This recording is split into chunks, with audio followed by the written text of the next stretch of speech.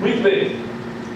Alguns pontos que eu quero abordar com vocês aqui agora, fazendo uma passagem bem en passant mesmo, tá? Nós vamos fazer uma passagem geográfica por todos os capítulos do livro. Eu não vou te dar a aula de geografia, isso o professor Heraldo faz com muito talento, bem mais competência do que eu. Muito bem. A primeira parte são os aspectos físicos que você tem lá no livro, não é isso? Olha só aqui, ó. Os aspectos físicos que nós estamos tratando aqui é que você vai falar de vegetação, climatologia, o tipo de solo, o tipo de relevo, a distribuição geográfica.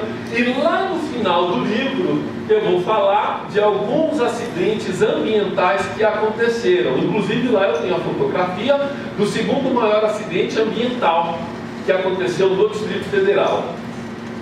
Os processos históricos de ocupação, isso é muito interessante para ser desenvolvido com o pessoal da história, porque nós vamos falar desde a Comissão Cruz, então desde as pesquisas para a transferência da capital federal para o interior, lá no século XIX até o século XX, quando de fato a gente tem a desocupação, a desapropriação desta área aqui, o estabelecimento exatamente do atual quadrilátero do Distrito Federal. Aqui é um trabalho muito bom para ser feito com história. Muito legal mesmo. Dá para fazer um trabalho também com o pessoal de educação artística, porque hoje você tem um patrimônio histórico que é tombado. Esta área que a gente está aqui agora não é patrimônio histórico.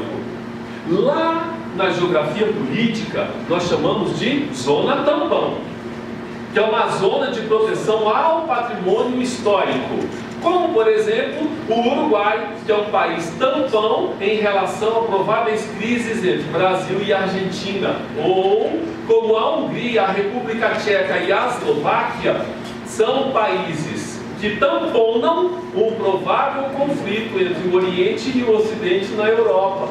E a Alemanha está nesse meio do caminho. Muito bem. A organização territorial que nós estamos discutindo aqui é exatamente a organização política do território, que antigamente nós chamávamos de cidades satélites. Hoje nós chamamos de regiões administrativas. Então os professores da velha guarda, volta e meia, se traem e dizem assim: eu moro em Taguatinga, uma cidade satélite, é região administrativa. Do ponto de vista da linguagem, a gente não fala que é errado, mas está fora do tempo, está fora da moda. A gente chama hoje de região administrativa de número 3.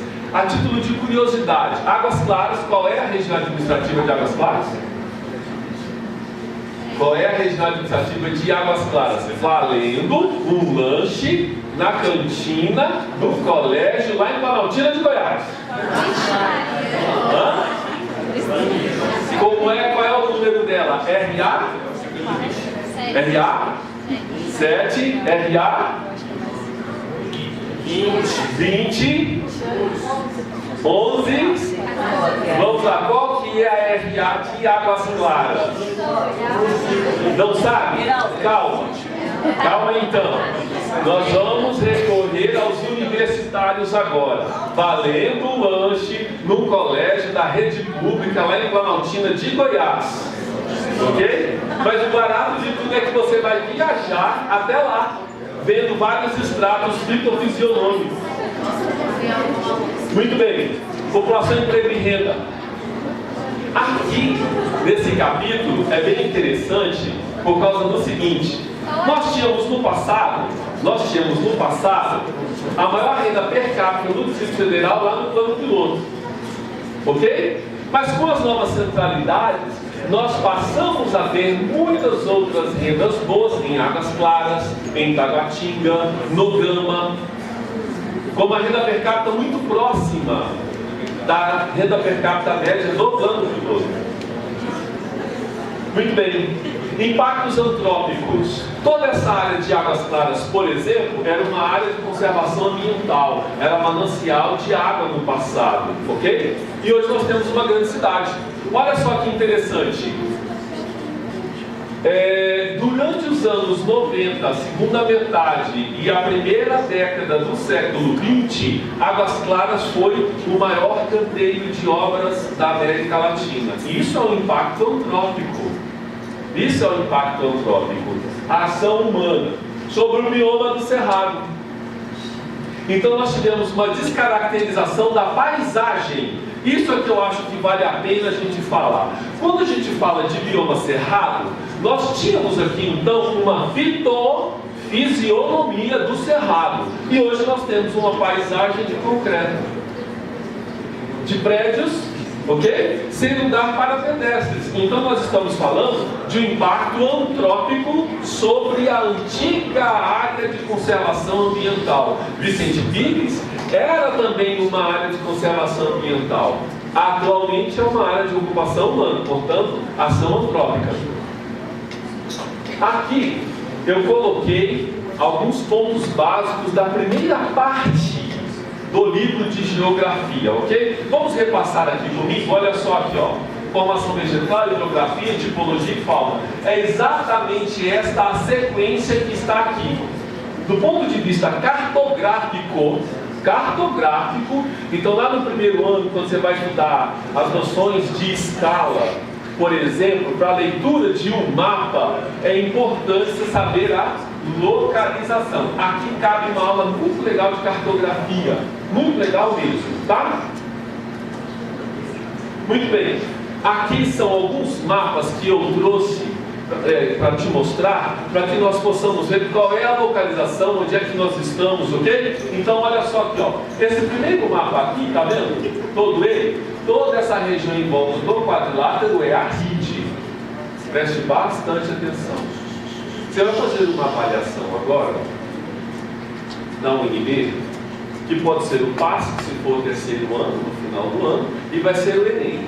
Mas se a gente falar especificamente de PAS, hoje nós temos uma discussão imensa dentro da Universidade de Brasília, que é discutir sobre a área metropolitana de Brasília, que formalmente ela existe já. O IBGE reconhece a área metropolitana de Brasília. Um dos pesquisadores da USP, professor José William Vicentini, quando fez o mestrado dele, ele chamava Brasília de a metrópole incompleta, porque nós não temos parque industrial, nós temos uma boa área de serviços, setor terciário da economia, mas o setor secundário da economia nós somos insuficientes, importamos as coisas e contribui muito pouco para o nosso PIB. Muito bem. Considerando isso, ele chamava de área metropolitana incompleta. Olha, isso no mestrado dele. Os estudos avançaram e Brasília incorporou-se mais. Nós saímos de um pouco menos de 1 milhão de habitantes para mais de 2 milhões de habitantes no Distrito Federal. Mais a população da área metropolitana, mais a população da rede. Então todo esse primeiro mapa, que você está vendo aqui, ó, é da região integrada de desenvolvimento do entorno do Distrito Federal, que é a RID. A área metropolitana está dentro dela aqui, ok? Muito bem. Aqui nós temos todo um conjunto da rede hidrográfica, mas eu trouxe esse mapa para te mostrar exatamente o seguinte: onde é que nós estamos aqui? Onde é que Águas Claras está aqui? Vamos lá? Olha só aqui, ó.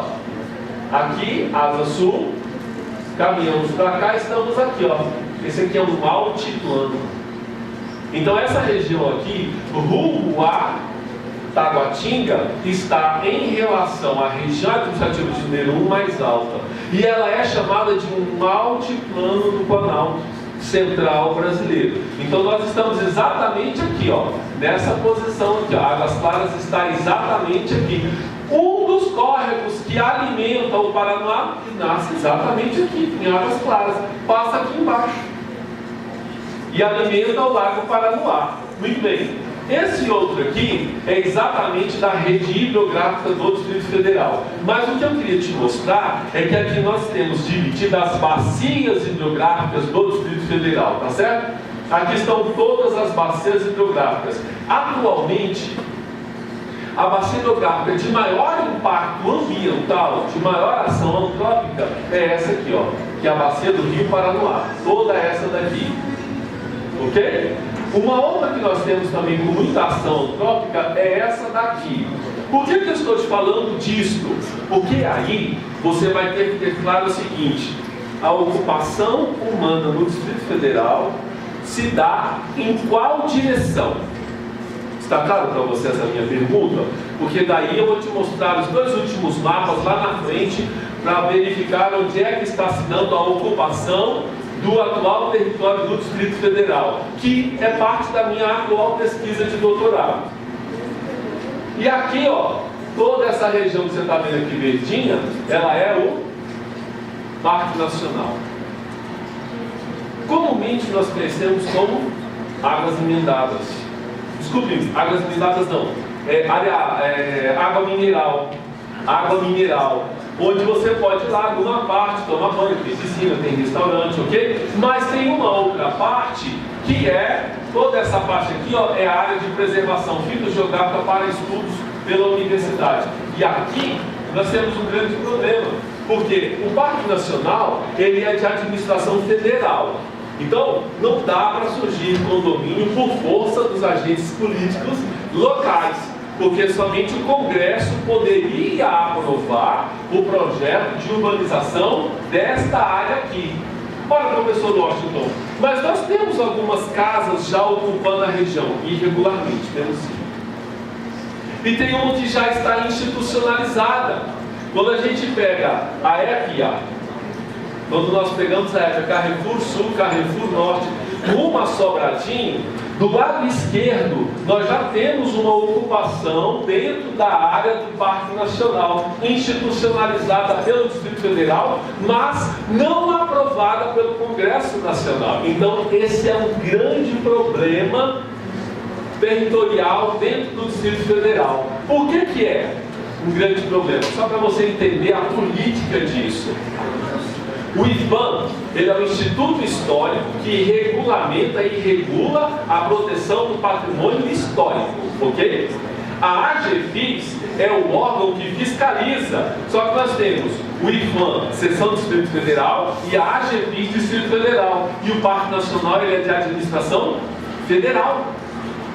O IPAM distrital, a AGFIS distrital. Então, a AGFIS não tem a autonomia de fiscalizar a construção de obras dentro de uma área de administração federal. Você entendeu o grande problema ambiental que nós estamos gerando, então, no Parque Nacional?